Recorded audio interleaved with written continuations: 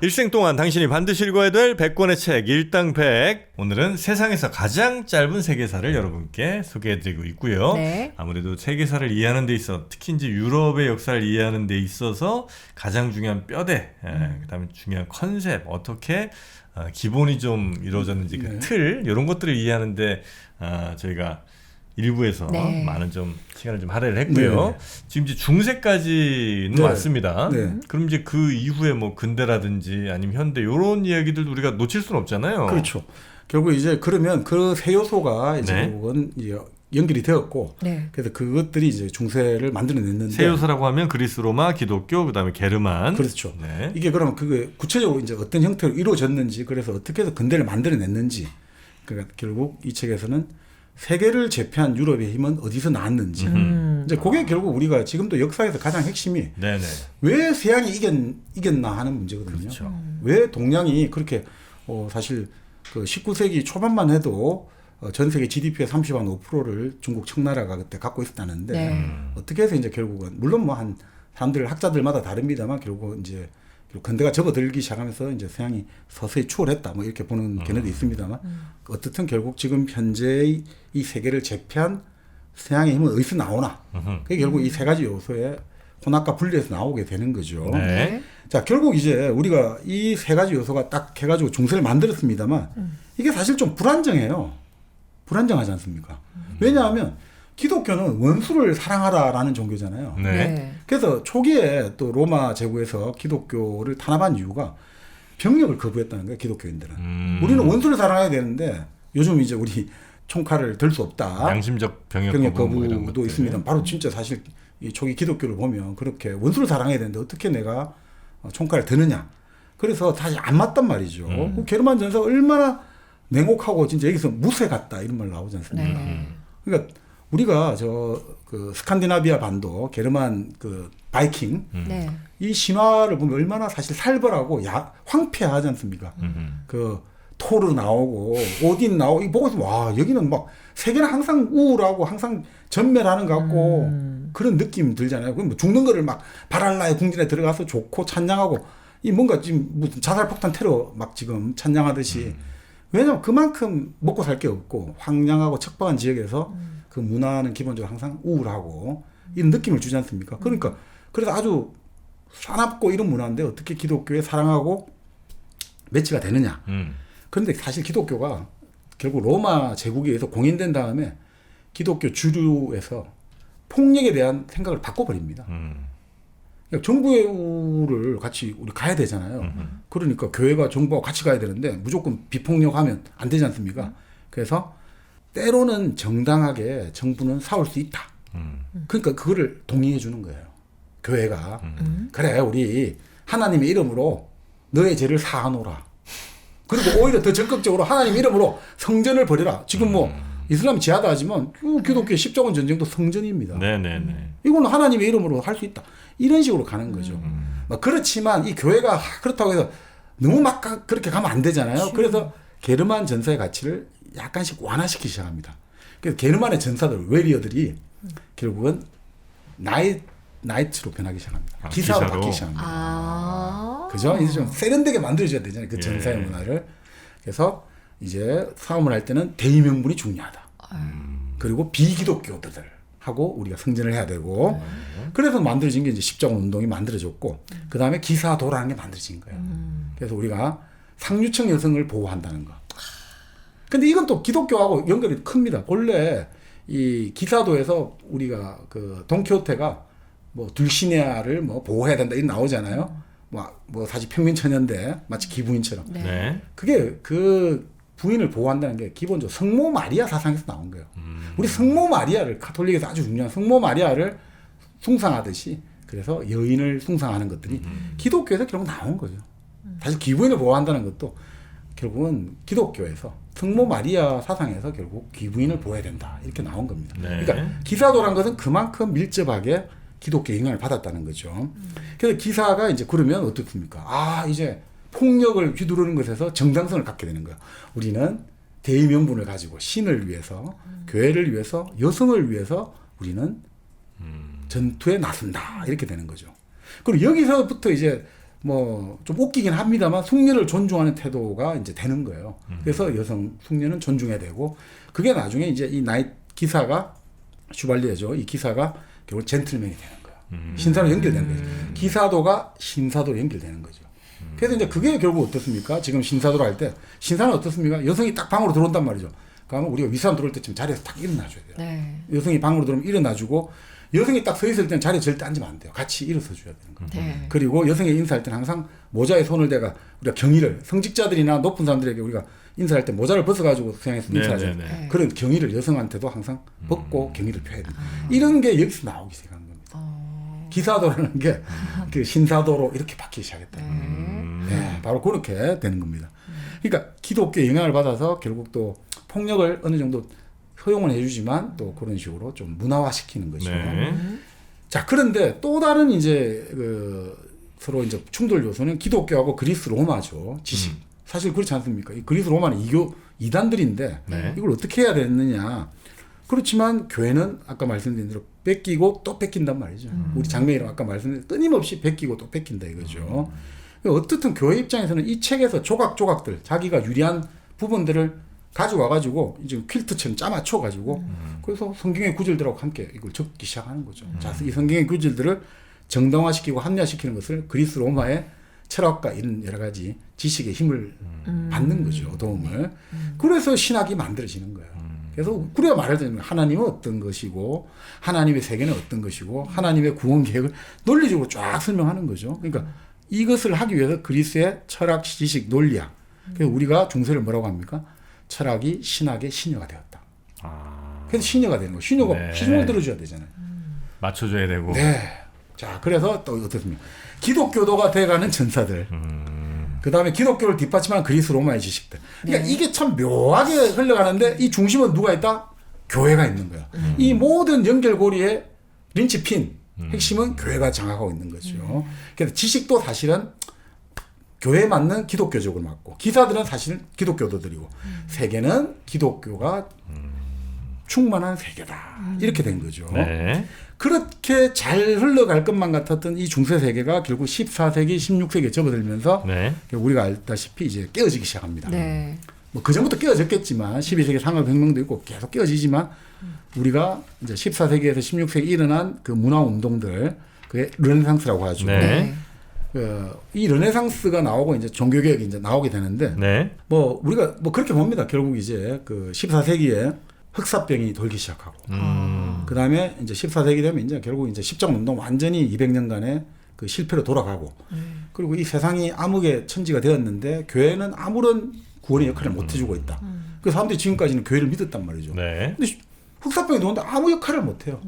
한번 그 영화를 보시면 좋을 것 같은데 잉게마르 베이르이만 감독의 그 제7의 봉인을 보시면 제7의 봉인을 보시면 그 절망이 나옵니다. 십자군 전쟁에서 정말 그 삶의 바닥을 본 기사가 돌아온단 말이죠. 근데 이 세상은 그 패스트로 완전히 황폐화되어 있어요. 아무 때도 구원의 흔적이 없는 거예요. 그럼 도대체 어떻게 살아야 되느냐? 이런 절망과 신에 대한 그 고뇌와 질문. 그래서 악마하고 사신하고 체스를 두죠. 악마가 아니고 사신하고 체스를 두기 시작하잖아요. 이 체스를 두는 동안에는 사신은 그 기사의 목숨을 뺏어가지 못한다. 한번 그게 바로 이 중세 말의 그 뭐라고 할까 이 정서라는 거를 우리에게 느끼게 해주는 영화죠. 한번 그 느낌이 있습니다. 네. 그래서 그럴 때 이제 결국은 이 세 가지 혼합물이 깨어지기 시작합니다. 깨워준다고요? 깨질 수밖에 없죠. 이제 이 세 가지가 어느 정도 교회가 중심이 되어서 어느 정도 돌아갔는데 네. 유지하던 것들이 이제 교회가 이제 무너지는 흔들리기 거야. 시작했잖아요. 네. 네. 제일 먼저 그래서 그리스 로마의 문화가 재발견되기 시작합니다. 그래서 우리 르네상스라고 하잖아요. 부흥. 새로 이제 다시 일어서기 시작하고 새로 재발견한 거죠. 교회 안에서 이렇게 그냥 조금씩 숨쉬던 것들이 이제 완전히 교회를 좀 무너지면서 그렇습니다. 활짝 만개를 하는 거군요. 그렇죠. 그러니까 이게 지금까지는 교회를 위해서 신학을 위해서 그리스 로마식을 활용했는데 신학과 무관한 학자들이 생겨난 거예요. 아니 그냥 그리스 로마의 지식들 기독교가 아니고 어찌 보면 이교적인 이 세계가 너무너무 재밌는 거예요. 매력적이었구나. 지금까지는 그러니까 중세의 특징은 뭐겠습니까? 지금 우리 눈앞의 현세보다는 내세가 더 중요해. 눈앞에 우리가 가질 수 있는 물질보다는 정신이 더 중요해. 네. 지금 너라는 사람 개인보다는 너의 집안, 너가 어디 소속된 집단이 중요했거든요. 그런데 이제 근대라는 것들, 이런 새로운 자각은 이제 나 개인이 중요해요. 내가 누구의 아들, 어느 뭐 지역에 소속된 지역민이 아니라 나 개인이 나오기 시작하고 내가 이제는 막 영원히 어떻게 하는 것보다 지금 살아가는 게 더 나는 관심이 많아. 그리고 또 내가 지금 뭐 물질에 이제 관심이 생기기 시작하는 거예요. 맨날 뭐 그냥 검소하게 살아야 된다. 뭐 천국에 가면 이제 막 너 잘 살고 이것보다 지금 내가 잘 살고 싶은데 네. 이런 이제 우리가 말 욕망들이 생기기 시작하죠. 이제 자 그러다 보니까 이제 사람들이 세속에 관심이 많아졌잖아요. 네. 그러니까 그러면 어떻겠어요? 이제 신이라든지 내세보다 현세를 긍정한 세계가 어디였냐 이거죠. 그러면 그게 바로 그리스 로마의 문화였다는 거죠. 제우스 바람피고. 제우스 바람피고 로마에서 얼마나 재밌는 일들이 많았습니까? 네. 로마에서 그 사랑을 노래하고 베르디우스 뭐 그런 호라티우스 뭐 하여튼 뭐 너무너무 좋다 이거. 아니 왜 건전한 신체, 건전한 정신 뭐 이런 거 있잖아요. 아. 네. 그런 문화로 가지고 왜 우리가 맨날 그냥 울고불고 짜고 정지 이거보다 우리 이 세상을 즐기자. 네. 까르페 디엠 이래 나오니까 결국은 인간과 신보다는 이제 인간과 인간이 하는 행동에 관심이 많아진 거죠. 그래서 결국 이거죠. 종교가 기독교회가 딱 인간들을 모두가 통제하고 있다가 이게 흔들리잖아요. 이제 네. 아무것도 역할을 못 하네. 지금 뭐 십자군 전쟁도 신의 보호를 받았으면 이겨야 되는데 저 뭐 아무 효력도 없고. 그다음 200년간 뭐 그 말이고. 그다음 흑사병 나오죠. 그러니까 이때 이제 사람들이 흔들리면서 야 이제 결국 사람들이 그렇잖아. 사람은 항상 지금이 흔들리면 과거로 돌아가거든요. 과거에 그러면 이 위기를 탈출하기 위해서 우리 역사를 바라보게 되거든요. 그래서 결국은 가니까 이제 그리스 로마가 발견되기 시작합니다. 네. 그래서 이때 사람들이 아까 말씀드린 고전 시대, 클래식인 거죠. 고대가 아닙니다. 고전 시대입니다. 클래식. 이게 아까 말씀드린 제일 좋다라는 거예요. 제일 좋다. 그래서 중세는 뭐냐? 지금 우리 르네상스 전에 이 새로운 시대 왔는데 이 중세는 끼인 시대라는 거예요. 끼인 사람들. 암흑이다. 그래서 암흑 시대라고 부르기도 하고 끼어 있으니까 미들 에이지. 미드블 타임즈. 중간에 끼어 있다 이거야. 네, 이건 아무것도 아니야 이런 거지. 중간에 낀 그 자체로 아무런 우리가 의미 부여를 할 수 없는 그냥 단순하게 너 중간에 끼어 버렸어. 그러니까 엄청 폄한 의미예요. 네. 중세 중간에 끼어 버린 세대야. 우리 낀 세대 별로 안 좋아하잖아요. 그러니까 이 중세라고 자기들이 이름을 붙였어요? 네. 노인 낀 사이라. 이 르네상스가 되면서 그러니까 이제 고전 시대 클래식 그리스 로마가 좋고 그다음 우리가 이제 새로운 시대가 되었고 그러니까 새로운 시대 전에 이 시대가 뭐지? 교회가 지배한 시대? 끼인 시대. 그러니까 중간 시대. 우리 올 때까지 제일 좋았던 시절, 지금 우리 시절 그 중간에 끼어 있네. 그래서 이제 미들 에이지, 미디벌 타임즈라고 하는 거죠. 네. 그러면 어떻습니까? 클래식이 아까 말한 최고 좋은 거잖아요. 네. 그리스 로마가 최고야 돼버린 거죠. 그리스 로마가 최고야. 그러니까 그리스 로마가 최고였는데 그 다음에 인류가 길을 잃어버렸다는 거예요. 혼돈의 시대. 그래서 우리가 길을 잃었으니까 어떻습니까? 암흑 속에서 우리는 방황했다. 그래서 중세를 우리가 암흑 시대라고 부르는 거죠. 네. 우리는 깜깜한 어둠 속에 떨어졌다 이거죠. 그런 다음에 이제 우리가 새로운 시대가 왔다는 거죠. 그래서 요 책의 46페이지 요거 보시면 네. 조각 작품들로 설명하고 있습니다. 사람을 어떻게 바라보느냐 이거죠. 네. 고대 그리스의 조각상, 중세의 조각상, 근대 르네상스의 미켈란젤로의 조각상 요 세 가지로 사람을 나눠보고 있어요. 그래서 우리가 여기서 예전에 한번 말씀을 드렸습니다만 누드하고 네이키드의 차이가 나오거든요. 우리가 둘 다 똑같이 영상 찾아보면 나체잖아요. 네. 나신. 누드하고 네이키드는 다릅니다. 그 자발적이냐 그거하고 좀 다릅니다. 그건 좀 다른가요? 네. 누드하고 네이키드가 이때 의미 부여가 여기서 좀 되거든요. 네. 아니, 물론 뭐 사람마다 또 자기의 의미 규정을 하겠습니다만 네. 이 역사 책에서는 보통 네. 이제 우리 누드라고 할 때는 벗기는 둘 다 벗었잖아요. 누드, 네이키는 둘 다 벗었어요. 네. 누드는 있잖아요. 고전 그리스 로마 시대하고 지금 르네상스 시대만 적용돼요. 누드는. 그 중간에 있는 중세 독일의 시대는 말 그대로 그냥 네이키드 나치의 시대예요. 무슨 말이냐면 누드는 있잖아요. 같이 옷을 벗었지만 헐벗었다고 하지만 누드는 벗은 게 아니고 예술의 옷을 입은 몸이에요. 예술의 옷을 입었어. 네. 네이키드는 말 그대로 현실 그대로 그냥 벌거벗은 몸이에요. 근데 누드는 벌거벗은 게 아니라 예술의 옷을 입은 나신이에요.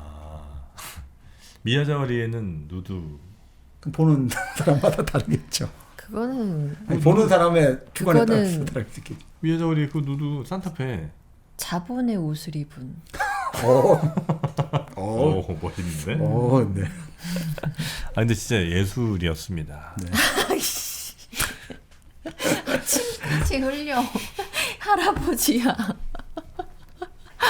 아이, 조절이 안 정말. 된다. 아, 진짜. 네. 네. 예술의 옷을 네. 입은 나신을 누드. 누드. 그냥 벗겨진 거는 뻘가 네이키드. 벗겨진 건 네이키드. 그러니까 저기 보시면 46페이지고 고대 그리스 조각상. 그러니까 사실 그리스의 조각상 만든 게 지금 많이 안 남아 있잖아요. 예. 그래서 결국 그거를 다시 카피를 해가지고 로마 때 만들고 이런 게 많이 남아 있거든요. 근데 남아 있는 게 프락시텔레스의 아기 디오니소스를 안고 있는 헤르메스 신 이게 나와 있거든요. 네. 그 조각상이 그리스 때 만든 건데 프락시텔레스가 이 그리스는 있잖아요. 이 누드상을 만든 게 말 그대로 직접 진짜 사람의 몸보다는 이상적인 신체를 만든 거예요. 이상적인 상. 그 우리가 말하는 8등신, 밀로의 비너스 하는 거 있잖아요. 8등신이고 뭐 아주 황금 비율이라고 하죠. 보통 우리가 황금 비율 하면 뭐 이게 있다 없다 뭐 사람마다 또 말은 다릅니다. 보통 1대 1.618. 그러니까 이런 게 황금 비율이라는 거죠. 뭐. 근데 좀 작게 만들었다면서요. 고추를 아 그거는 그때 한번 우리가 말씀드렸죠. 얘기했었잖아요. 일부러.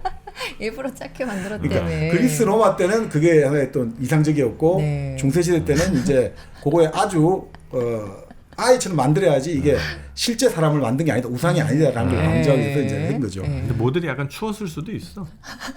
겨울에 했구만. 네.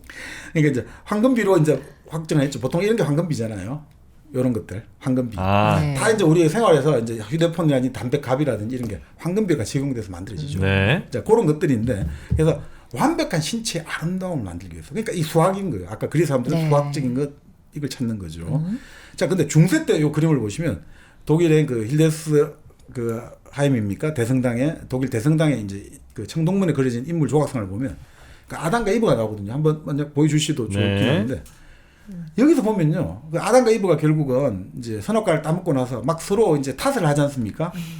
그러니까 둘 다 벌거벗은 걸 가리려고 하지 않습니까? 부끄러워하고. 그게 뭡니까? 무화과 잎으로 가리는 게. 네. 이거는 이제 누드가 아니라 네이키드고, 그 다음에 이 몸이라는 것은 부끄럽고 사악한 거죠. 육체가 바로 악의 원천이다라는 기독교의 가르침이 여기 나타나는 거예요. 인간의 몸은 아우 부끄러워. 이거 절대 보여주면 안 돼. 네. 이렇게 이제 되는 거죠. 그런데 이제 근대 르네상스 바로 우리 미켈란젤로의 다비드상. 그거 얼마나 멋있습니까? 네. 그거는 결국 이제 예전에 그리스인처럼 아름다운 신체, 그 누드로 복귀했다는 거죠. 인간의 완전한 형태.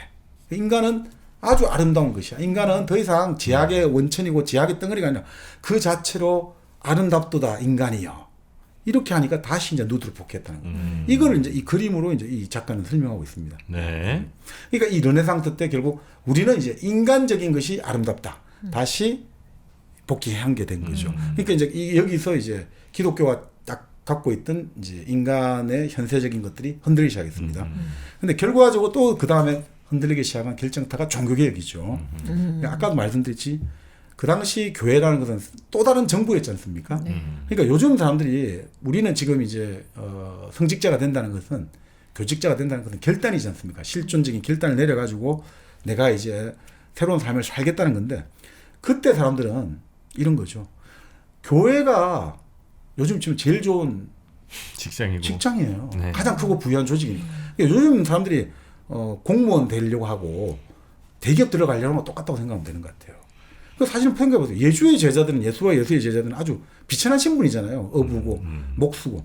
근데 교황과 성직자들은 다 명문 가문의 자손들이고 그다음에 아주 대궐 같은 집에 살아요. 그다음에 예수는 항상 그 재물을 경계했는데 이 사람들은 부패해가지고 막 큰 건물 짓는데 사활을 걸고 있어요. 대성당의 시대 아닙니까? 네. 그 성수하고 다른 삶을 살고 있는 거예요. 그럼 사람들이 아니 성수를 읽다 보면 이거 말이 안 되는데 왜? 아니 우리가 지금 성경만 읽다 보면 너무 큰 교회 짓고 막 돈 많이 목사님들 신부님들 이러면 안 될 텐데 이런 생각이 드는데 왜 중세 사람들은 거기에 대한 문제의식을 안 느꼈나? 답은 간단합니다. 성서가 라틴어로 되어 있고 그렇기 때문에 극소수만 읽을 수 있었던 거예요. 정보와 지식의 비대칭성, 극심한 비대칭성. 정보와 지식이 독점되어 있거든요. 그러니까 사람들 몰라요. 교회, 성경에 이런 게 있는지 몰라요. 그냥 당연히, 교양하고 주교는 좋은 사람들이고, 그러니까 잘 먹고 잘 살아야 되고 잘 입어야 된다 생각했던 거죠. 자, 그러니까 성서를 해석하는 유일한 교단이 교회밖에 없고, 그러니까 어떻습니까? 성서를 가지고 만약에 교회의 뭔가를 비판하면 어떻게 하죠? 다 불태워버리잖아요. 이단으로. 우리 야누스 지동설 주장했다가 코페르니쿠스 행거를 이제 그 교회에서 주장했던 또 사람들 막 그 화형시키고 하지 않습니까? 네. 브루노였나? 하여튼 뭐 그런 식으로 했는데 이제 어떻습니까? 바로 나타난 사람 1517년 마르틴 루터에 딱 나오죠, 그죠? 네. 그 마르틴 루터는 화형을 모면했어요, 그죠? 그리고 우리가 말하는 위클리프가 부싯돌을 켜고 네. 얀 후스가 뭐죠? 약간의 촛불을 밝혔는데 루터가 횃불을 들어버렸어요. 믿음만이 너를 구원한다 이거죠. 자, 교회 면제부사고 우리가 타락했으니까 뭐 한 번씩 가서 그 고해성사하고 그리고 막 가난한 사람들 도와주면 우리는 구원받지 않겠나. 그런 것 아무 소용없다. 성지순례 가도 소용없다. 오로지 믿으라. 그러면 구원받는다. 죄 많고 타락한 인간이 할 수 있는 일은 믿는 것밖에 없지. 그거 뭐 돈 네가 기부하고 성지순례 가고 고행한 데서 될 거 아니냐. 이렇게 완전히 다 깨버린 거예요. 그죠? 그러니까 말 그대로 지금까지 가톨릭은 우리가 일반 평민들보다 우리가 우월해라는 게 있잖아요. 성과 속이 있는데 우리가 성스러우니까 더 우월하고 일반 너희들은 무지몽매한 개돼지와 같은 민중들은 그냥 우리 하는 대로만 했는데 루터가 딱 나서가지고 야, 다 똑같아. 하나님 앞에서 우리 다 똑같아. 성경 봐봐. 그래서 루터가 독일어로 성경 번역해서 막 사람들 읽어보니까 그렇네. 성경에는 재물 사라는 말도 없는데 왜 교회 인간들이 저렇게 재물을 하냐. 이러면서 이제 이게 막 확 불타고 된 거죠.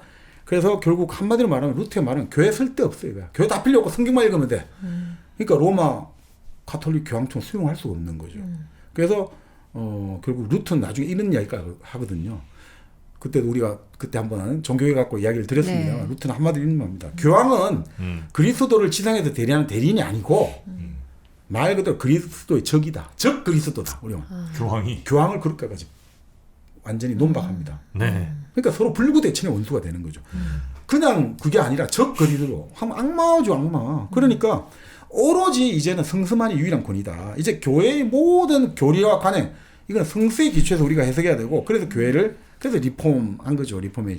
그래서 기독교는 이제 그럼 한마디로 말하면 이제 기독교는 로마 교황청 것이 아니던 거예요. 우리 믿는 사람이 다 마음 되는 거죠.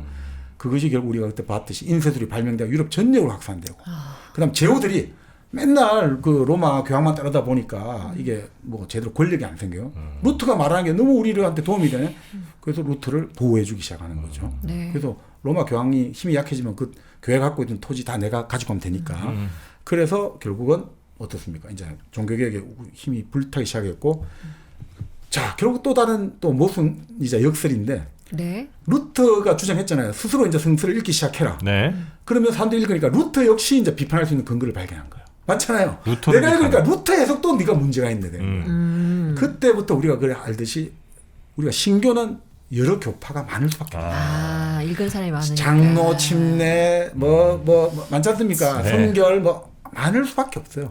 왜냐? 성서만을 갖고 해석하니까 해석의 독점성이 예전에는 로마 가톨릭 교황청만 있는데 이제는 다 있잖아요. 그러니까 모든 중심이 다 중심이 돼버렸어요. 루터도 이제 비판받으니까 더 이상 중앙에 권위가 없어요. 마치 지금의 인터넷 시대가 열리고 기존의 어떤 언론 매체들이 다 힘을 잃어가기 시작하고 지금 모두가 인터넷 매체들 유튜브 매체가 나오면서 다 우리가 하나의 언론이다. 이거 지금 똑같은 상황인 거죠.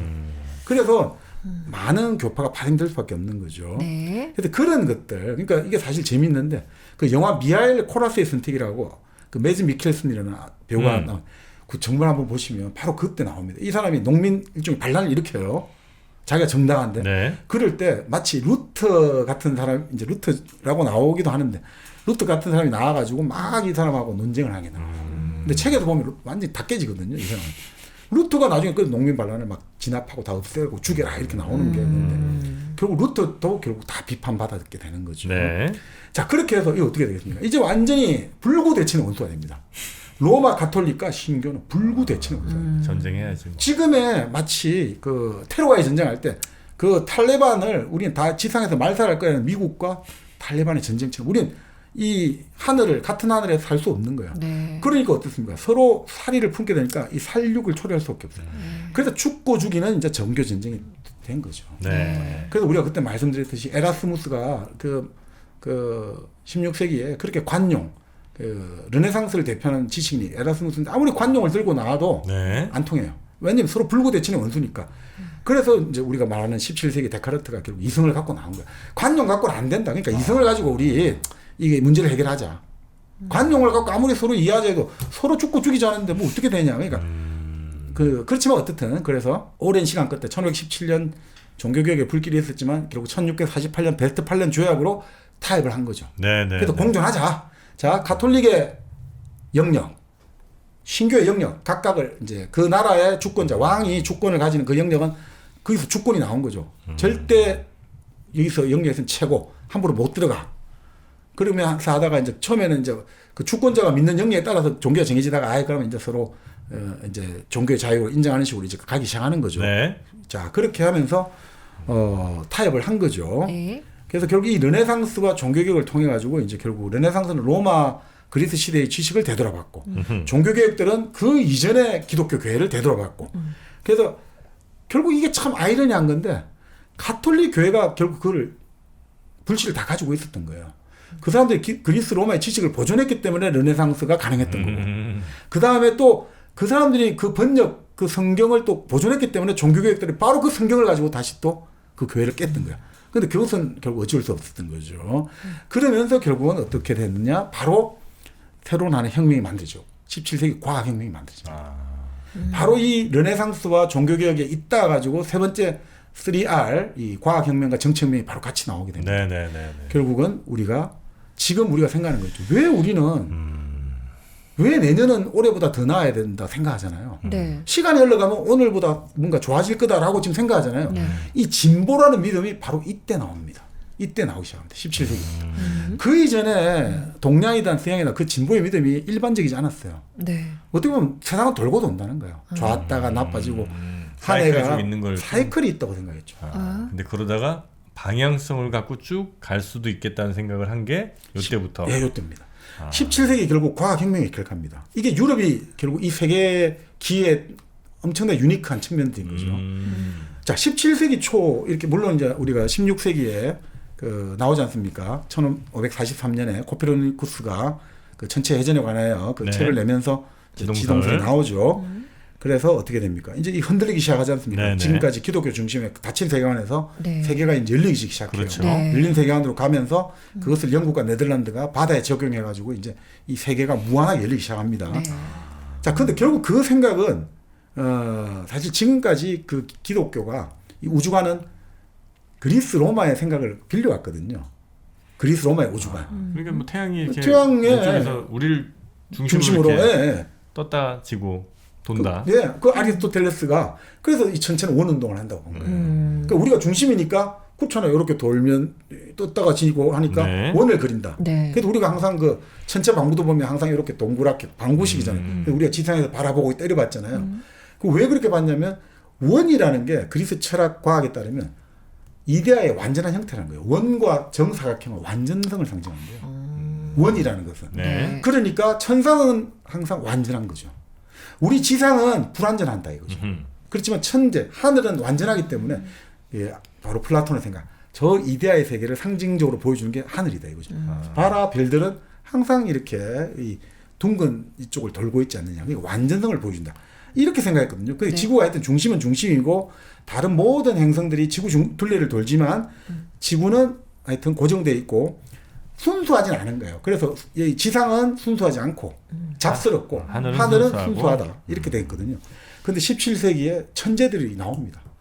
갈릴레오 활동, 갈릴레이, 뉴턴, 케플러, 하비 뭐 이런 막 천재가 17세기에 데카르트 막 꽉 다 나오기 시작합니다. 천재들이. 그러니까 어쩌면 천재들이 그렇게 나올 수 있었던 게 그 이전의 역사들에서 이제 뭔가 이렇게 점점 에너지들이 쌓인 거죠, 그죠? 바로 그 14세기, 16세기 르네상스에서 인간, 그렇죠. 현실에 대한 관심 이걸로 방향이 전환되니까 인간과 현실이 아름다움을 노래하기 시작하니까 이 인간과 현실을 탐구하려는 사실주의에 대한 욕구들이 생겨나기 시작합니다. 그냥 생겨나는 건 아니고 그 과학혁명도 그냥 막 되는 게 아니고 이제는 또 과즙혁명이 됐잖아요. 아, 과즙혁명 또 일어나죠. 네, 은하사가가 네, 과즙혁명 해놨잖아요. 네, 홍삼도 혁명 일어나죠. 홍삼혁명 일어났죠. 네. 네, 홍삼 진세노사이드 혁명이 일어났고요.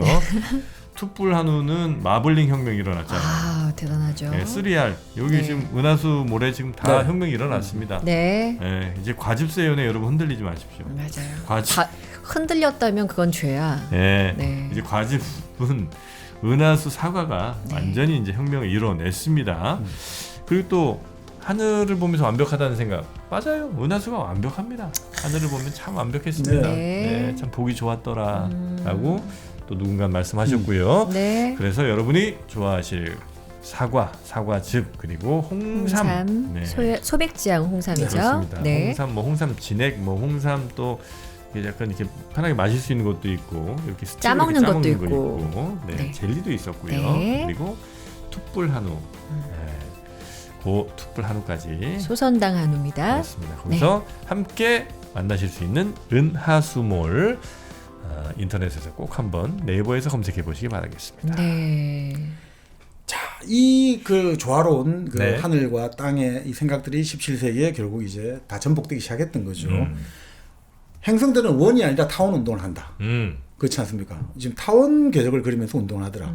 그러니까 우리가 만류인력 법칙과 여러 가지 뉴턴의 법칙에 따르면 결국 직선 방향으로 움직이는 힘하고 네. 태양과 이제 지구 사이에 서로 밀고 끓는 힘들이 있어가지고 그게 결국 그 결과로 이 행성들 지구는 타원을 걸면 그렇겠죠. 다시 하겠습니다. 네. 결국 이제 그러면서 지구가 이제 지구뿐 아니라 다른 행성도 태양을 주변으로 도는 행성은 타원 궤적을 그리기 시작하고 네. 그러니까 다 깨지잖아요. 원이 완벽하다는 게 다 깨지고 그리고 하늘의 그 순수하고 완전한 운동하고 지상은 다르다고 봤는데 아니다. 하나의 법칙으로 통일해서 볼 수 있다. 우리가 바로 뉴턴이 그 설명하는 거죠. 만류인력 법칙. 네. 그러니까 결국 이 뉴턴이 결국 왜 이제 위대하냐? 결국 수학이 과학을 표현할 수 있다는 것하고 세계가 단순하게 바로 그리스인 사람들의 또 생각을 사실로 보여줬던 거죠. 네. 그러니까 이것이 결국 바로 그리스 로마인들에게 나왔지만 그리스 로마인들을 청출을 넘어서 버린 거예요. 그래서 사실 서양 사람들은 항상 주장하는 게 동양과 서양을 구분하면 뉴턴이 있느냐 없느냐로 봐요. 뉴턴 이전과 이후로 이게 완전히 분기점이 되어버렸다는 거예요. 뉴턴을 가지고 결국 이 서양 사람들은 이 역학 법칙을 가지고 결국 그 뉴턴의 역학 법칙을 가지고 만든 게 뭐냐? 결국은 포탄과 전기기관과 배와 이런 걸 가지고 결국은 동양과 다른 세계를 결국 정복했다는 거예요. 뭐 운동 법칙이나 이런 물리 법칙이 사실은 네. 결국 이제 그 원칙이 뭐냐를 알면 그 원리를 이해하는 거고 네. 그 원리에 따라서 뭔가를 더 업그레이드를 할 수 있는 거고 이런 건데 그런 게 이제 동양에서는 안타깝게도 없었다. 네. 그러니까 이 뉴턴의 그 법칙이 결국은 우리가 항상 그렇지 않습니까? 하나의 중요한 법칙이 나오면 그것을 적용하는 것은 한 100년, 200년 후에 나오기 시작하거든요. 네. 뉴턴이 1666년에 그 만류인력 법칙 아이디어를 얻어가지고 내면서 그것이 적용된 게 100년, 200년 지나서 지금 나오고 있고 그 바로 지금 아인슈타인의 그 상대성 이론 관련된 것들이 지금 이제 20세기, 21세기에 우리 여러 가지 그 GPS랄까 뭐 지금 그 자원을 측정하는 장치들 이게 다 그쪽에서 나오잖아요. 네. 그러니까 그것도 시간이 걸리게 되는 거죠. 자, 그러면서 결국은 이 법칙이 나왔는데 문제는 이게 나오면서 인간은 결국은 우주의 중심에 있지 않은 거예요. 네. 그리고 그 이후에 진화론이 나오죠. 인간이 흔들리기 시작해요. 그 다음에 이제 프로이드의 무의식이 나오죠. 인간은 생각하는 만큼 자기 생각으로 움직이지 않는다. 보이지 않는 무엇이 인간을 작용한다. 좌우한다. 인간이 중심도 아니다. 인간은 특별한 창조물도 아니다. 인간은 내 의식도 내 생각대로 움직여야 한다. 마르크스 우리가 뭐 생각대로 하는 게 아니라 우리를 보이지 않는 경제적인 토대가 우리를 움직인다. 인간은 내 의지대로 움직이는 게 아니라 경제적인 관계에 따라서 내가 영향을 받는다. 이런 것들이 막 나오기 시작하는 거예요. 그래서 무언가 내가 보이지 않는 무언가가 우리를 움직이기 시작한다. 이게 이제 되기 시작하는 거죠. 자, 그래서 사람들이 흔들렸지만 그럼에도 불구하고 과학이 나왔다는 거는 그러니까 사실 인간이 축소됐지 않습니까? 이제 세계 중심이 아니지만 네. 그럼에도 불구하고 이성이라는 게 있다 이거죠, 인간은. 네. 그러니까 인간은 나아갈 수 있다. 진보라는 개념이 그래서 나아갑니다.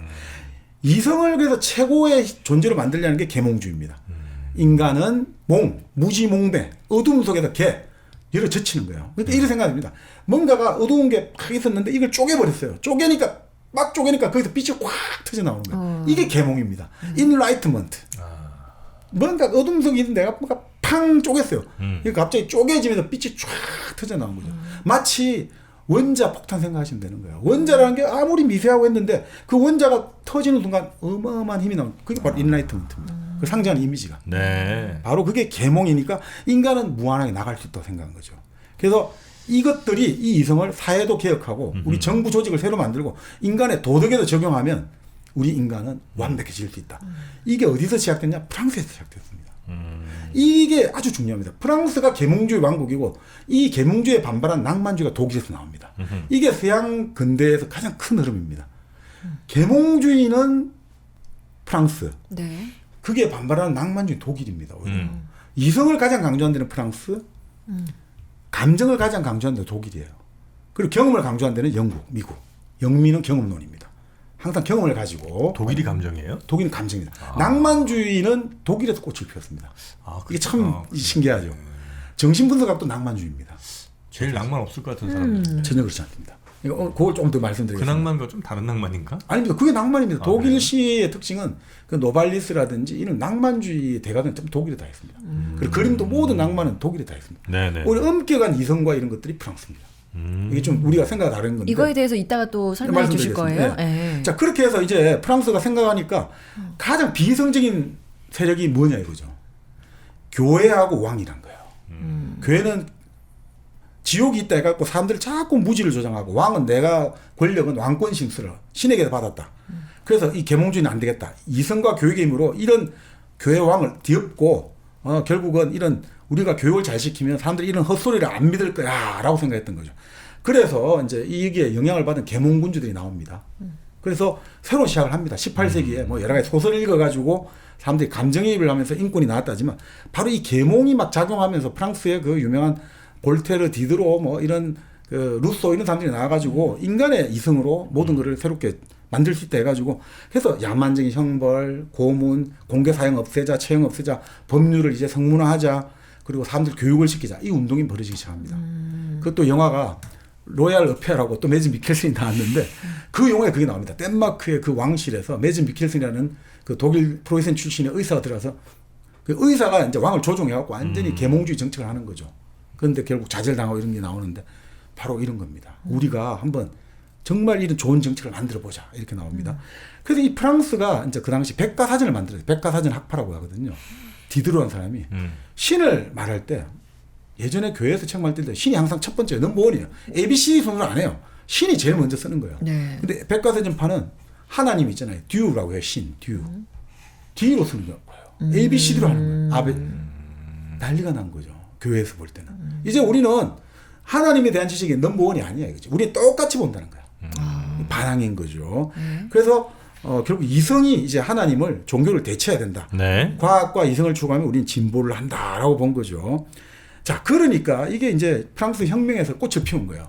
인간의 이제 이성으로 교회와 저 왕을 다 없애라. 그럼 목을 잘라버린 거예요. 왕을. 네. 교회 성직자들 다 또 단두대 보내고 교회 성직자 다 도망쳐요. 다 망명을 해버려요. 네. 교회 땅 재산 다 없애버려요.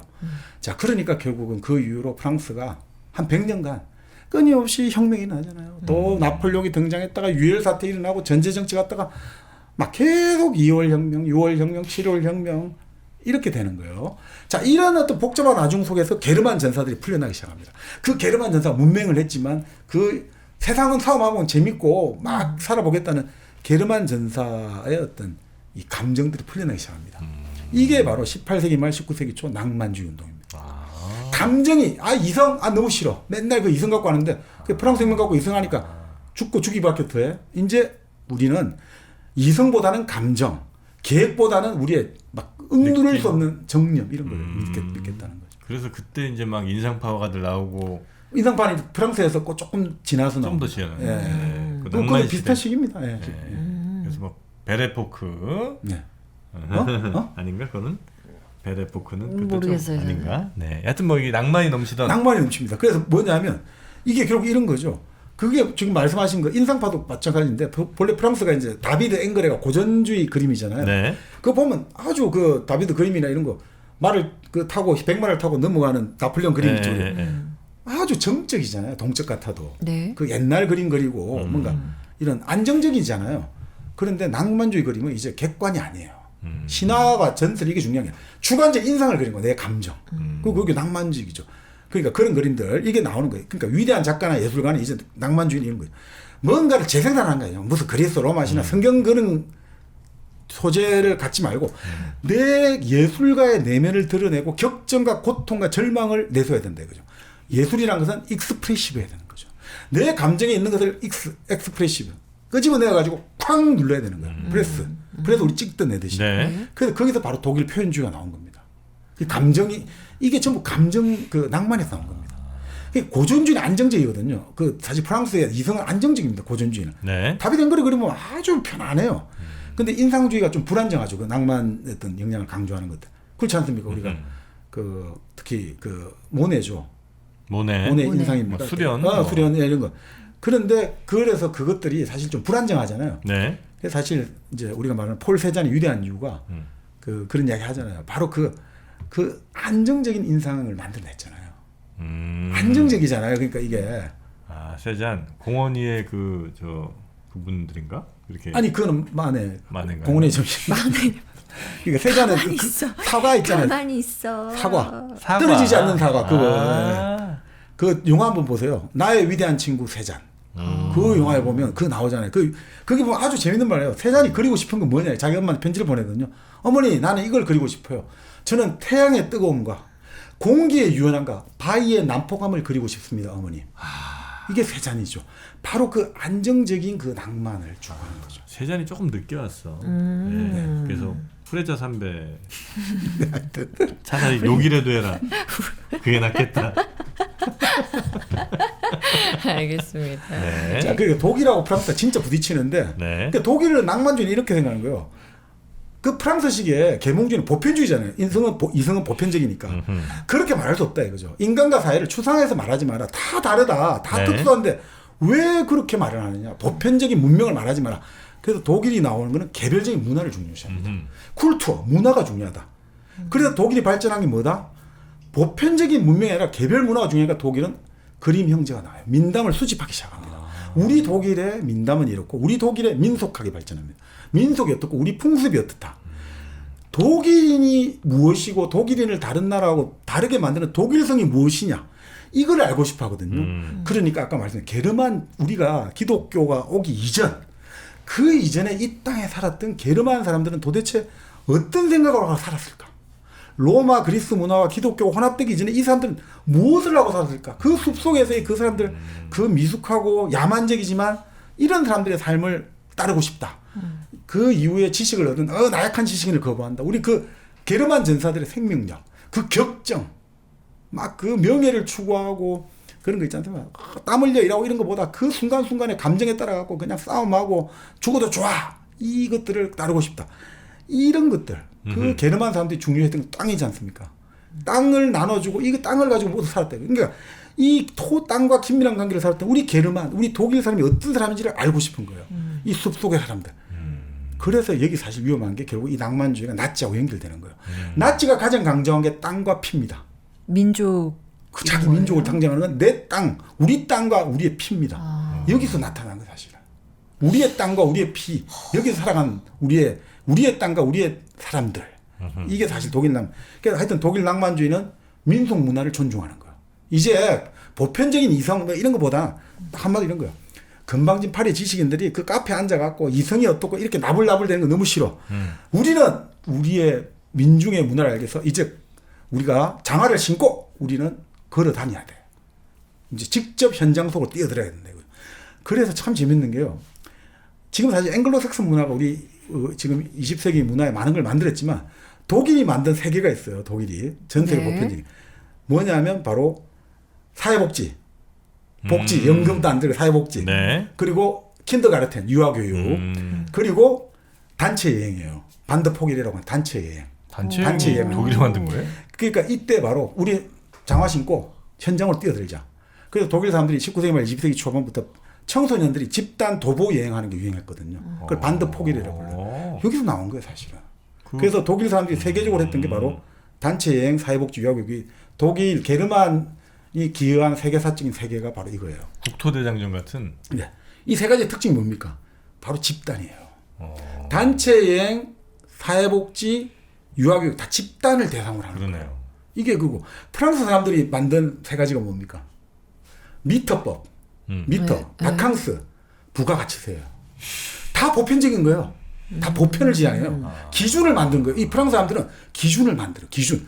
어디 전 세계 어디를 가도 기준. 미터 기준 되죠. 네. 부가가치세도 전 세계 어디 통용되죠. 바캉스 다 기준을 만. 집단에 치중하는 독일식 낭만주의.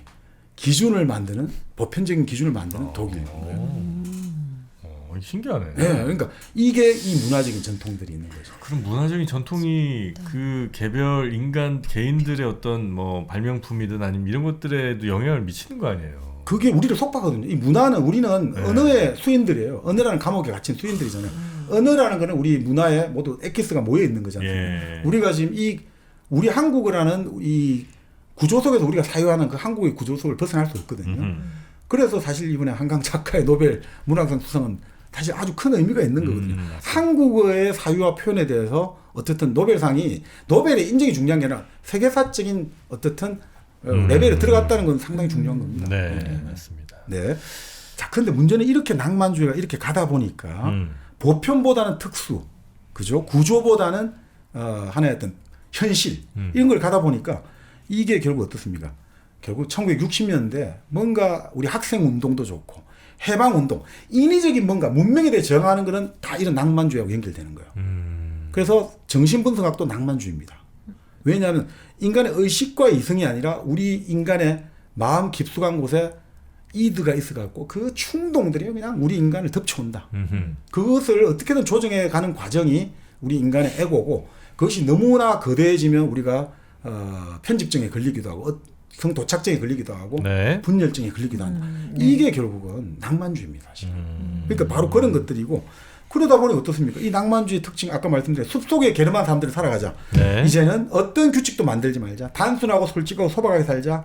자기 먹을 거리는 자기가 자급자족하자. 옷은 자신이 만들자. 머리 왜 잘라? 머리 길러. 히피. 공동체 생활하자. 우리 절대 낭만주의는 있잖아요. 개인 낭만하고 좀 다릅니다. 그건 프랑스의 병든 낭만이고 개인 네.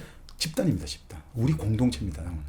서로의 감정에 솔직하고 솔직하게 되자. 너 나 좋아, 나 너 좋아. 그럼 우리 더 이상 문명의 도덕의 허위 압박에 벗어나 버려가지고 우리 좋으면 서로 그냥 같이 그냥 지내자.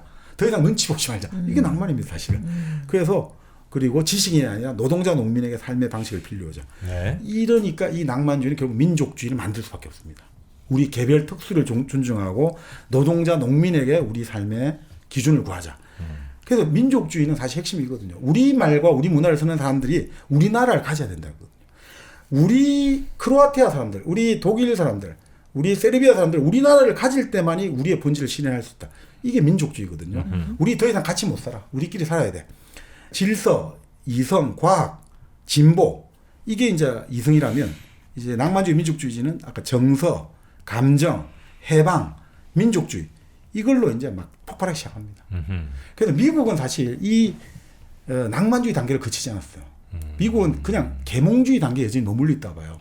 그래서 유럽이 제3세계를 바라보는 방식하고 이 낭만주의 단계를 한번 거쳤기 때문에 이게 성숙한 유럽이고 미국은 낭만주의를 안 거쳤기 때문에 되게 거칠어요. 여전히 계몽주의 단계에 있는 거예요. 그래서 지금 미국은 이제 20세기 말에 들어오면서 낭만주의 가고 있는 거예요. 지금. 그래서 지금 이 막 민족주의적인 미국주의, 미국 퍼스트 정서가 폭발하는데 이게 사실 그렇게 봐요. 이제 미국이 그 단계로 가고 있다고 보거든요. 그게 이제 세계적으로 어떤 영향을 미칠지는 상당히 이제 주목되는 그런. 그러니까 이제 공짜가 없나 봐 진짜. 우리도 참 뭐 한 네. 50년, 60년 사이에 정말 빨리 압축성장 했잖아요. 네, 네. 근데 이제 그 압축성장의 여러 문제들, 딴 나라들이 200년, 300년 걸려서 네. 했었던 것들을 지금 이제 5, 60년에 막 하다 보니 네. 생기는 여러 문제들이 막 지금 터지고 있잖아요. 맞습니다. 그걸 우리는 먼저 좀 사실 뭐 민주주의나 굉장히 다른 나라들은 막 피와 뭘 흘려서 쟁취한 것들은 이제 우린 좀 먼저 누렸잖아요. 네. 네. 우리도 물론 많은 피를 흘렸습니다. 예. 대신 이제 그걸 우리가 지금 막 대가를 많이 좀 치르고 있는 건 아닌가 하는 생각을 좀 하게 됩니다. 공짜가 없나 봐. 공짜가 없죠. 그러니까 개인들도 그렇지만 네. 한 국가든 혹은 한 문화든 네. 공짜로 그냥 뭐가 주어지는 건 없는 것 같습니다. 그렇습니다. 그러니까 사실 네. 지금 우리는 그것들이 더 이제 힘든 게 우리가 이제 그 뭐 모든 나라 모든 문화는 다 섞여 있습니다. 원시 공산주의도 섞여 있고 뭐 고대 노예, 중세 봉건 뭐 이런 게 다 섞여 있긴 합니다만 여러 네. 우클라드라고 합니다. 여러 제도가 섞여 있긴 합니다만 특히나 지금은 전 세계 뭐 유럽도 마찬가지고요. 어떻든 교회가 중심에서 밀려나면서 세속화의 시간이 온 거예요. 쭉 세속된 거예요. 네. 그러니까 이슬람이 싫은 거예요. 재정이 일치된 게 이슬람인데 네. 유럽이 재정이 분리되어 오면서 그게 너무 싫은 거예요. 그러니까 그게 싫으니까 유럽이 싫고 자본주의가 싫고 서양이 싫고 미국이 싫은 거거든요, 사실은. 결국 이제 지금 근데 우리 모든 지금 세계는 과학과 진보가 한 축인 동시에 여전히 정서와 해방도 한 축이에요. 그러니까 계몽주의와 낭만주의가 여전히 한 축식으로 가득 있는 거예요. 그래서 이 저자가 재밌는 이야기 하는데, 자, 우리가 지금 이런 이야기, 성서의 이야기, 창조론을 학교에서 가르치면 안 된다고 다들 하지 않습니까? 미국이나 이런 데도. 그런데 이 사람은 오스트레일리아 사람이니까 호주 원주민, 에보리진의 신화는 보존돼야 되고 가르쳐야 된다고 생각하거든요.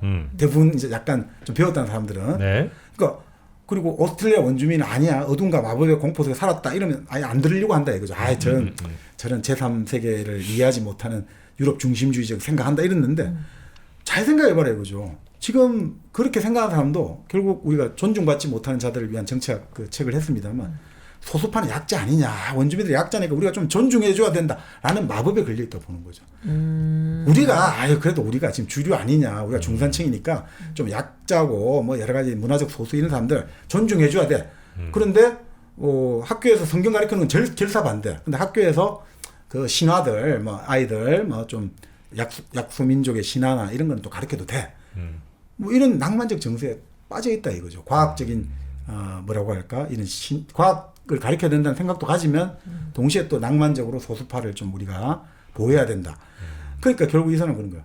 아이들이 과학만 배우길 원하면서도 또 과학 없이 살아가는 사람을 부러워하고 있다는 거지. 지금 우리는 지금 분열과 모순에 살고 있다는 거죠. 그렇잖아요. 우리 애들이 진화론을 배워야지 과학이니까 창조론 배우면 안 된다 하면서도 또 그 옛날 사람들 좀 게르만의 그 숲속의 사람들 참 좋아.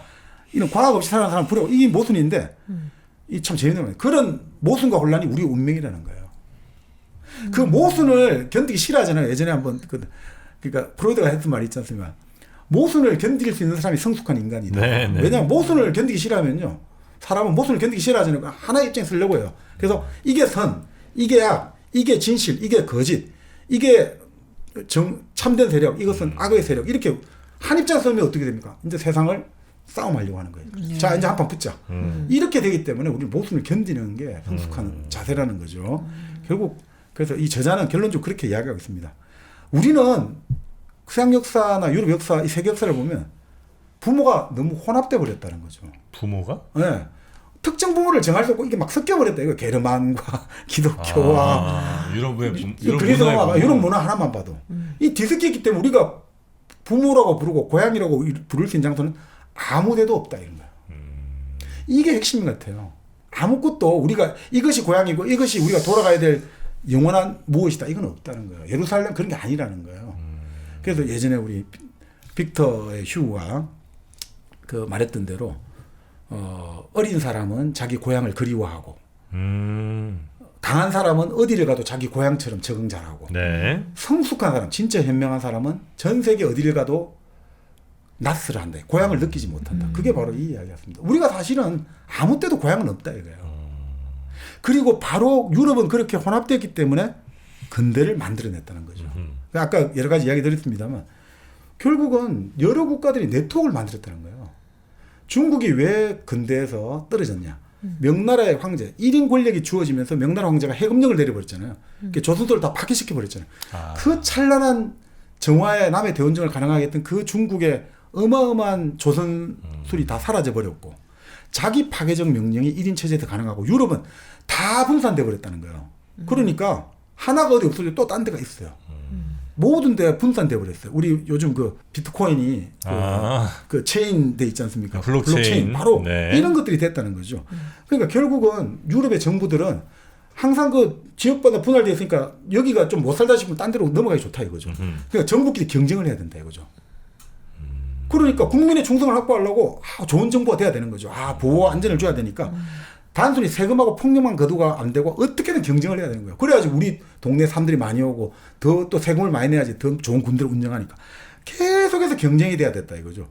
그러니까 아까 말씀드린 왕은 귀족을 억누르기 위해서 상인들을 키워준단 말이죠. 네. 그 상인들은 이렇게 하니까 자치권으로 되니까 더 돈을 잘 벌어요.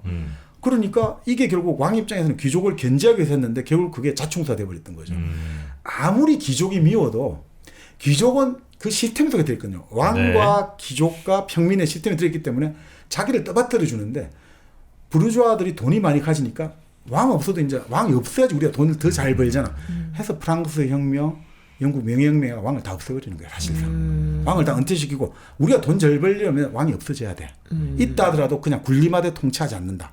이렇게 이제 돼버렸다는 거죠. 네. 자 그런 것들 그러니까 끊임없이 그 나라들끼리 이제 갈라져 갖고 투쟁하면서 이런 것들이 서로 간에 더 좋은 나라를 만들기 위한 경쟁이 되었고 그것들이 상인들에게 더 많은 자치권을 주면서 오히려 그것이 발전하게 되었고 그리고 그것들이 의회가 만들어진 데 결정의 역할을 했다. 네. 그리고 이 권력 분산이 말 그대로 또 중세 때 교황과 황제라는 또 이중 권력이 됐다는 거예요. 그것도 또 분산되었고 그렇게 분산되었기 때문에 종교개혁이 가능했고 르네상스 가능했다는 거예요. 네, 네. 만약 교황이 저놈 잡아 죽여야 죽여야 되는데 그 황제권이 있으니까 루트도 보호해주고 다른 뭐 좀 불순한 글을 써도 보호해줬다 이거죠. 네. 그러니까 이게 결국 문명이 또 분화되면 다 사라질 거 아니에요. 근본적인 접착제가 뭐냐? 기독교란 접착제는 또 있다 이거예요. 그러니까 다 분달되고 갈등이 되고 무슨 되지만 그 밑바닥에 또 기독교라는 게 가지니까 아무리 서로 긴장하고 대립하고 때려 죽을 것 같아도 또 기독교가 깔려있기 때문에 또 서로 접착이 되고 그래서 사실은 중국은 너무 획일적이었다. 황제에게 모든 권력이 다 갔고 유교 하나로 모든 과거의 관리가 다 가니까 다 획일화되고 집중화되니까 적응은 정말 잘한다는 거죠. 잘 외우고 네. 그래서 정말 총명하고 하지만 내가 주어진 틀 이상을 절대 질문하지 않는다는 거예요. 주어진 틀에서만 잘 산다는 거죠. 말 그대로 고시는 잘 친다는 거죠. 네. 고시를 넘어서는 똑똑함을 인정 안 한다는 거죠. 근데 유럽의 지식은 뭐냐? 고시도 없었습니다만 어떻게든 간에 뭔가 기상천외한 거고 새로운 걸 만들어내면 다 걔가 먹을 수 있다는 거예요. 그러니까 끊임없이 이 지식과 이런 것들이 다 중심, 다 분산됐다는 거죠. 그러니까 중국인은 총명했지만 결국 황제의 통제를 못 벗어났기 때문에 결국 우리가 흔히 말하는 개념의 돌파를 할 수 없었다는 거죠. 완전히 새로운 걸 만들려면 돌파를 해야 하는데 그 돌파를 못 해냈고 유럽은 돌파를 했다는 거예요. 분산과 개방으로 결국은 경제적, 지적을 활력을 만들어냈기 때문에 공통성 속에서의 분산, 혼돈에서의 질서. 그러니까 우리 흔히 말하는 order out of chaos인 거죠. 혼돈으로부터의 질서를 만들어냈다는 거죠. 네. 혼돈이 있었기 때문에 질서가 만들어냈다. 그것이 경제를 촉진했고 그래서 사실은 또 기독교의 근본적으로 삼위일체를 만들었잖아요. 성부, 성자, 성신이 네. 한 몸이다. 우리가 이해가 잘 안 되잖아요. 그 모순을 어떻게든 간에 이해를 하면서 끊임없이 만들어갔고 그것이 결국은 나중에 지금 우리 뭡니까? 결국은 삼권 분립. 몽테스키의 삼권 분립도 바로 입법, 사행정도 삼위일체예요. 네. 그 다음에 칸트의 삼비판서, 순수 이성, 실천 이성, 판단 입법 삼비판서예요. 그리고 뉴턴의 운동의 삼법칙, 다 삼이라는 이 모순 속에서의 어떤 변증법적 합을 이루어냈기 때문에 내하고 반대된다고 해서 그걸 제거하고 죽이지 않아요. 내하고 반대되네. 그럼 서로 논쟁하는 과정에서 서로가 서로의 내가 정이 있으면 반이 있단 말이에요. 그래 서로 논쟁하면서 합이 되어버린 거예요. 진태제를 만들어요. 그래서 새로운 뭔가가 만들어졌다는 거예요. 네네. 이게 바로 결국은 유럽이 이 세계에서 새로운 걸 만드는 근본적인 원동력이 되었다. 그게 이제 동서양을 가른 가장 큰 힘이네요. 이 저자가 뭐라고 보기엔 그렇습니다. 물론 다른 견해도 있습니다. 우리가 또 다른 저자는 결국 중국 송나라가 먼저 나무 목재 에너지가 이제 고갈됐잖아요. 네. 그래서 결국 석탄을 빨리 이용하기 시작했거든요. 네. 그래서 송나라 때 발전이 어마어마하게 됩니다. 이 석탄을 가지고 이용해가지고 막 철기가 보급되면서 송이 엄청 잘 살아요. 그런데 문제는 이 열 에너지잖아요. 그러니까 화력은 엄청 좋아요. 그래서 자기를 만들어내요. 네. 화력을 1300도로 올리니까. 문제는 그 열 에너지를 동력 에너지, 전기 기관을 못 만들어낸 거예요.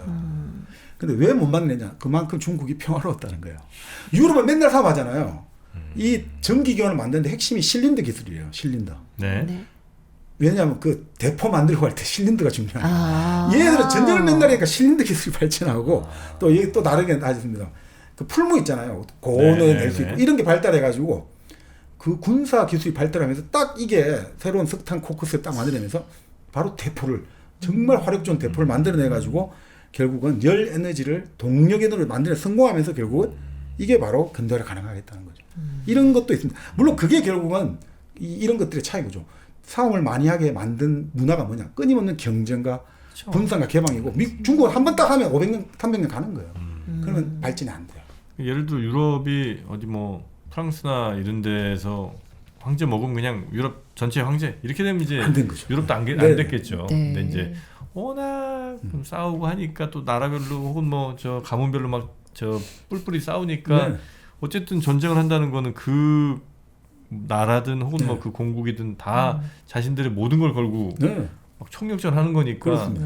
뭔가 더 새로운 걸 개발한다거나 상대방보다 조금 더 난 거를 하기 위해서 정말 죽을 노력을 다 하는 거잖아요. 그래서 그 바로 이제 폴 발레리가 그 유럽 정신이 뭐냐라고 할 때 바로 극한의 정신을 했습니다. 뭔가 해도 최대한 최고 극한으로 가야 된다.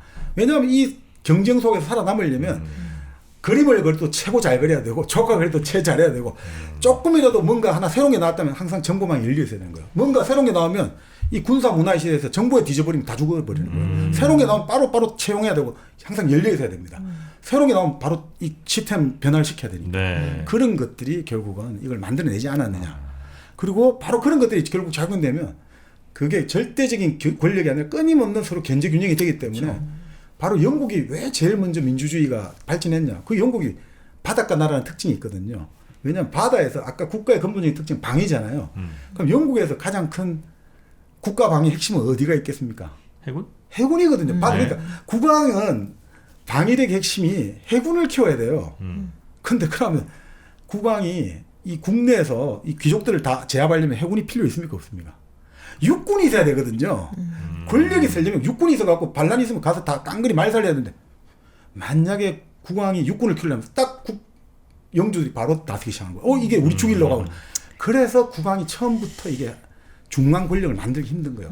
바다라는 해군력을 키워야 되니까 자연스럽게 권력 분산이 되는 거예요. 네. 그게 참 묘합니다. 그러니까 그런 조건들도 분명히 있거든요. 나중에 또 우리가 뭐 한 번 더 듣고 싶으시면 네. 5가지 이제 그 힘으로 세계사를 만든 거에 그걸 보시면 또 더 자세히 한번 그 이제 많이 보시길 원하시면 댓글 네. 달아주시면 아, 네. 사이토 다카시 걸 네. 우리가 못했으니까. 네. 유럽은 그 수많은 전쟁이 결국은 유럽의 힘이 원동력이 된 것 같고 경쟁과. 예, 어쩌면 또 지금 커피도 전쟁이잖아요. 네. 아유, 진짜 좋은 커피라고 네. 사 먹어 보잖아요. 네. 그러면 실망할 때가 많아요. 그건 이제 전쟁 좀 잘 못한 거죠. 못한 거예요. 예. 네. 근데 1kg 커피만큼은 뭐 1등으로 인정. 전쟁 네. 준비를 잘했다고 봐야 되겠죠? 우리 대표님 머리카락 말씀하셨잖아요. 네, 스트레스가 어마어마하신 분이십니다. 그렇습니다. 네. 그러나 그만큼 잃어버린 머리카락만큼 맛은 또 찾았습니다. 그만큼이라고 보시면 돼요. 네, 정말 네. 맛있어요. 네. 전국에 어느 커피숍 보셔도 아니 더는 못 가겠다 난. 근데 그래서 그만큼 우리 이장호 대표가 네. 고민 많이 한 노력 많이 하는 네. 1kg 커피. 그 노력의 결과물이 아르테미스라고 네, 할 수 네. 있는 거죠. 그 정말 네. 그 정수죠, 정수. 네. 엑기스. 네, 정말 그 한 방울 막 여러 개를 다 녹여갖고 왜 향수 영화 보면 한 방울의 그 그 향. 네. 에센스를 어마어마하네요. 네. 만들어내잖아요. 그게 극한의 정신이죠. 극한의 정신. 극한을 추구하는 정신이죠. 네. 무한대를 달려갑니다. 네. 리미트 무한대로 가는 겁니다. 왜 가냐고 사람들은 묻지만 거기에 있기 때문이에요. 네. 그냥. 아, 그게 우리 1kg 커피의 정신입니다. 네. 네, 커피가 맞습니다. 있기에 달려가는 1kg 커피 극한으로 달려갑니다. 네. 더 극한으로 가기 전에 여러분이 좀 막아주시고. 네. 자, 네이버에서 1kg 커피 검색하시면 되겠고요. 지금 뭐 예. 이야기가 아직도 좀 덜 끝나긴 했는데. 예, 근데 사실 이 바로 이 지금 말씀드린 여러 가지 네. 그 공감대 속에서 기독교는 공감대 속에서의 어떤 경쟁과 분열이 끊임없는 어떤 극한적인 이 경쟁과 투쟁으로 이어지고 그것이 하나의 유럽 정신의 원동력이 되었는데 네. 그렇다고 해서 그것이 뭐 지금 무한 경쟁 이런 거하고는 좀 다릅니다. 무한 경쟁에서 그렇죠. 내정은 이게 아니라 결국 경쟁 상대는 나입니다. 어제의 나를 상대로 하는 겁니다. 어제의 나 자신을 이기는 거지 뭐 내 저 사람을 이겼다 이런 게 아니에요. 그렇게 아니, 물론 뭐 결과적으로 그렇게 또 갑니다만 네. 그래서 발레리를 인용해 가지고 예전에 우리 이병주 작가가 그 네. 인용을 해서 그 발레리를 소개하면서 재밌는 이야기를 했는데 이거죠. 그러면 우리가 그러면 이 너무나 힘들잖아요. 그 긴장 속에 노출되면 네. 그게 아니라 이거죠. 그 유럽의 지식인들, 유럽의 말 그대로 극한을 추구하는 용사들은 어떤 식으로 그 삶을 경영하느냐.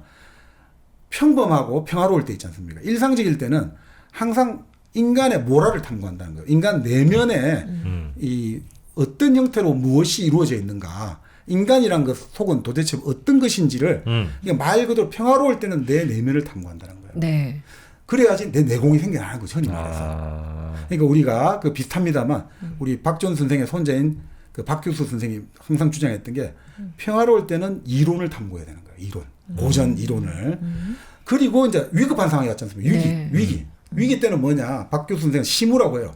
정말 시사적인 말 그대로 정책 현안을 다루는 거죠. 그래서 항상 이론과 시무를 같이 생각해야 되는데 그 발레리는 그렇게 보는 거죠. 평화로울 때는 인간의 모랄을 탐구하고 인간의 내면을 끊임없이 탐구하고 사색하고 그래서 어떻게든 간에 뭡니까?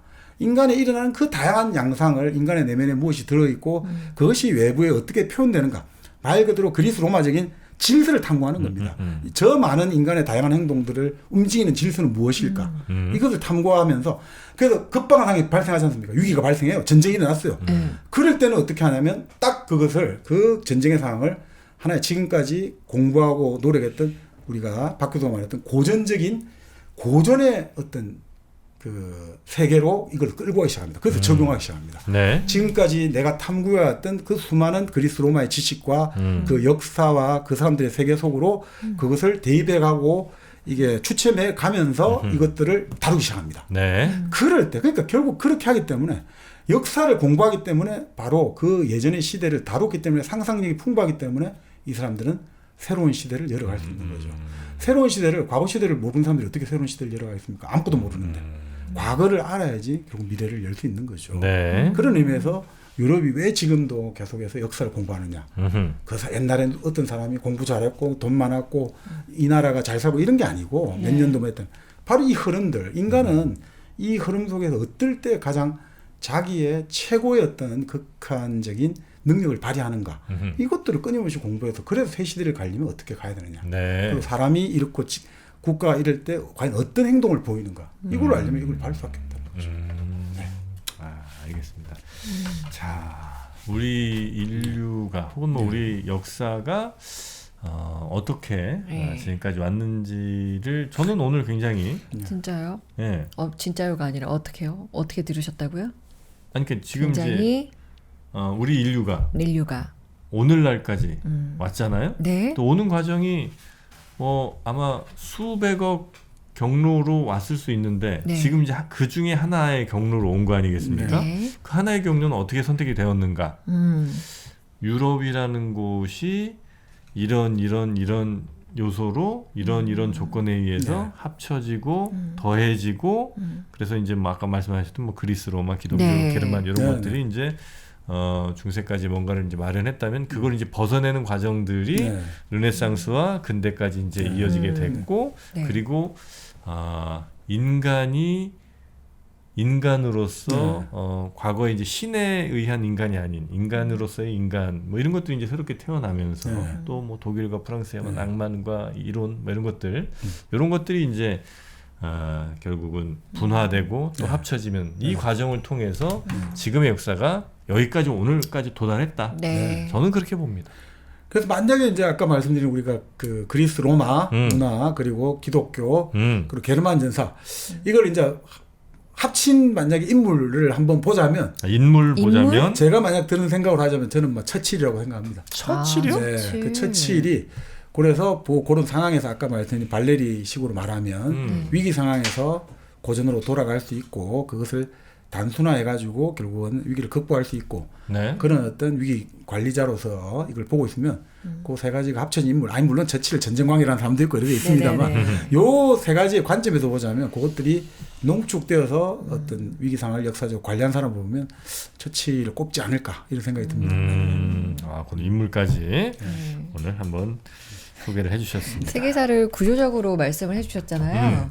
와, 제가 좀 지식이 좀 짧다 보니까 어려운 부분들이 있었거든요. 네. 그래서 이 책을 제가 좀 다시 읽어보고 싶다 이런 생각도 들고. 아, 근데 그래요? 이 책은 제가 지금 말한 거는 이 네. 책의 5분의 1도 안 됩니다. 아 예, 진짜요? 이제 앞부분만 딱 이야기한 겁니다. 아니 세상에서 가장 잘 짧은 짧은 세계사람에 예, 그러니까 더 짧게 이야기 드립니다. 와, 이 야. 2시간을 했는데도 네. 여전히 하여튼 세계사 관심은 많은데 아마 그러니까 어떤 사건 뭐 어떤 저 인물에 대해서 막 관심 있어서 막 이렇게 읽어보신 재밌게 보신 분들도 계시겠습니다만 전체적인 세계사의 어떤 큰 흐름을 잡는 거는 네. 어찌 보면 쉽지 않은 일일 수 네, 있거든요. 네, 네, 맞아요. 근데 그거를 오늘 한번 저희가 해냈다. 네, 스스로 이제 자부심을 좀 네. 가져보고요. 네.